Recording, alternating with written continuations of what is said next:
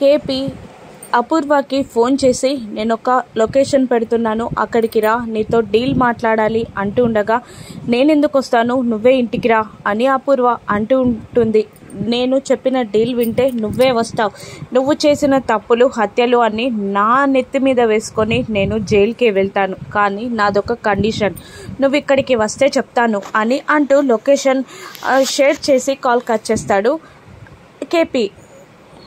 అపూర్వ అక్కడికి వెళ్తుంది. మరోవైపు గగన్ ఆఫీస్కి వెళ్ళాక తన మేనేజర్తో ఈరోజు న్యూస్ పేపర్ని తెమ్మని చెప్తాడు. సరే సార్ అంటూ తీసుకొచ్చి ఎందుకు సార్ అని అడుగుతుండగా ఈరోజు క్యాన్సర్తో బాధపడుతున్న ఒక చిన్న అమ్మాయి న్యూస్ వచ్చిందంట, తను ఎలా ఉందో తెలుసుకోవడానికి అడిగాను అని గగన్ అనగా, సార్ నాకు మార్నింగ్ లేవగానే న్యూస్ చదవడం అలవాటు సార్, కానీ అటువంటి న్యూస్ ఏమీ న్యూస్ పేపర్లో రాలేదు సార్ అని మేనేజర్ చెప్పగానే, భూమి నన్ను మళ్ళీ వెధవని చేసావా, ఈసారి మా అమ్మని కూడా ఇందులో కలిపావా అని కోపంగా ఇంటికి బయలుదేరతాడు గగన్. మీటింగ్ ఉంది సార్ అంటుండగా క్యాన్సిల్ ఇట్ అని అంటూ కోపంగా ఇంటికి బయలుదేరతాడు గగన్. మరోవైపు అపూర్వ అక్కడికి రాగానే, ఏంటి కేపీ ఎందుకు పిలిచావు, నా చేత నేరాలన్నీ ఒప్పించి అవి రికార్డ్ చేసి పోలీసులకు ఇవ్వాలి అనుకుంటున్నావా అంటుండగా, లేదు లేదు, నేను ఫోన్లో కెమెరాస్ ఆన్ చేయలేదు అని కేపీ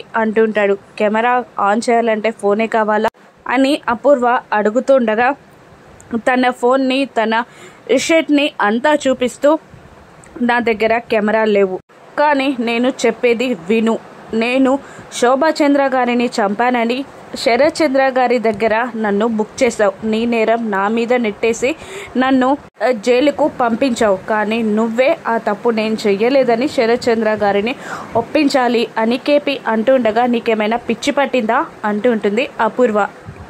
నేను అలా ఎందుకు చేస్తాను అని అపూర్వ అంటూ ఉండగా, లేదంటే నీ తప్పులన్నీ నా నెత్తి మీద వేసుకొని నన్ను జైలుకు వెళ్ళమంటావా అంటూ ఉండగా, లేదు, ఇప్పుడు శారద దగ్గరికి వెళ్ళి 4 రోజులుండి అటు నుంచి జైలుకి వెళ్ళు అంటుంది అపూర్వ. పోనీ నేను జైలుకి వెళ్తే వదిలిపెడతావా, ఆ తర్వాత చెర్రీని ఇరికిస్తావు, ఆ తర్వాత శారదాని, పూరిని, గగన్ని కూడా నువ్వు నాశనం చేస్తావు అంటుండగా, వాళ్ళని మాత్రం వదలను అంటుంది అపూర్వ.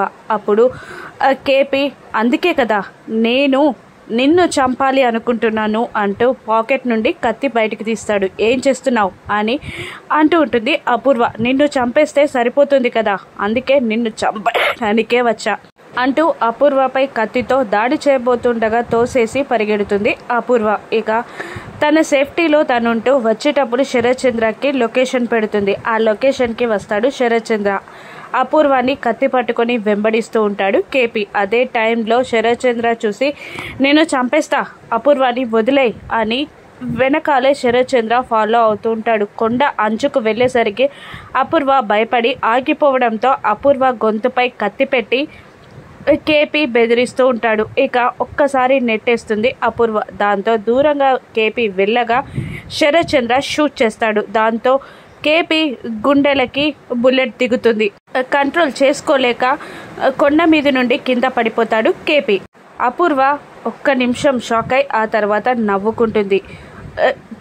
శరత్ చంద్ర అక్కడికి వచ్చి చూసి, కేపీ ఎంత పని చేశావు అని అంటూ అపూర్వ వైపు తిరిగి, ఈరోజు నిన్ను రక్షించడానికి కేపీని నేను చంపేశాను, నా చెల్లికి నేనేం సమాధానం చెప్పను, నా చెల్లికి భర్త లేకుండా చేశాను అని ఏడుస్తూ ఉంటాడు శరత్ చంద్ర కూడా. అప్పుడు అపూర్వ, నువ్వు రాకపోతే నేను చచ్చిపోయేదాన్ని బావా, ఈరోజు నన్ను బ్రతికించావు అని అంటూ ఉంటుంది అపూర్వ. కానీ నేను కేపీని చంపేశాను అని శరత్ చంద్ర అంటూ ఉండగా, నేను దూరమైనా పర్లేదా బావా అని అపూర్వ అంటూ ఉండగా, లేదు, ఆ నీచుడు ఇప్పటికే నా శోభాని చంపేశాడు, ఇప్పుడు నిన్ను కూడా నేను పోగొట్టుకొని ఎలా బ్రతకలను అపూర్వ అని అంటూ అపూర్వాన్ని వాటేసుకుంటాడు శరత్ చంద్ర. ఇక కౌగిల్లోకి ఒదిగి కన్నింగా నవ్వుకుంటూ ఉంటుంది అపూర్వ. మరోవైపు కేపీకి బెయిల్ వచ్చినందుకు శారదాకి స్వీట్ పెట్టి డాన్స్ చేయాలి అంటూ డీజేని ఆన్ చేయమనగానే శివ ఆన్ చేస్తాడు. కానీ అప్పుడే గగన్ కార్ రావడంతో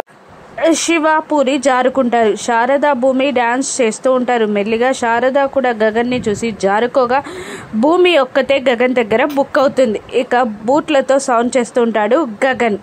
భూమి పిచ్చిగా నవ్వుతూ బావా నువ్వొచ్చావా, ఎందుకు డ్యాన్స్ చేస్తున్నాను అనుకుంటున్నావా అని అంటూ గగన్ నోట్లో స్వీట్ పెట్టి మామయ్యకి బెయిల్ వచ్చింది అనగానే షాక్ అవుతాడు గగన్. ఆ క్యాన్సర్ పాపకి డబ్బులు ఇచ్చావా, ఏ హాస్పిటల్, వాళ్ళకి ఫోన్ చేయి అని నిలదీస్తూ ఉంటాడు గగన్. ఇప్పుడు భూమికి గగన్ వార్నింగ్ ఇస్తాడా? కేపీ బ్రతికే ఉండి అపూర్వ నాటకాన్ని బయట పెడతాడా? శరత్చంద్ర గిల్టీగా ఫీల్ అవుతాడా, లేదంటే అపూర్వ లాగా మారిపోతాడా? రానున్న ఎపిసోడ్స్లో చూద్దాం. Thank you for watching.